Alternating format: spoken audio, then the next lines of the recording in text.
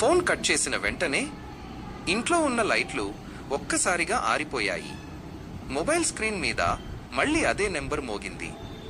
ఈసారి కాల్ ఎత్తగానే నేను బయట లేను, నీ వెనుకనే ఉన్నాను అనే స్వరం వినిపించింది. భయంతో వెనక్కి తిరిగి చూశాను, కానీ అక్కడ ఎవరూ లేరు. అదే సమయంలో అద్దంలో మాత్రం నా వెనుక ఒక నల్లని నీడ కనిపించింది. నేను అద్దం వైపు చూసేలోపే ఆ నీడ ఒక్కసారిగా మాయమైంది. వెంటనే తలుపు మీద 3 సార్లు గట్టిగా తట్టిన శబ్దం వినిపించింది. ధైర్యం చేసి తలుపు తెరిచాను. బయట ఎవ్వరూ లేరు. కింద చూశాను. నేలపై ఒక ఫోన్ పడి ఉంది. అందులో ఒక మెసేజ్ ఉంది. ఇప్పుడు నీ ఫ్రెండ్ని కాపాడు. పార్ట్ 1 చూడకపోతే లింక్ బయో ఉంది, వెళ్ళి చూసేయండి. తర్వాత ఏం జరిగింది తెలుసుకోవాలి అనుకుంటే పార్ట్ 3 అని కామెంట్ చేయండి. Follow for more hidden truths.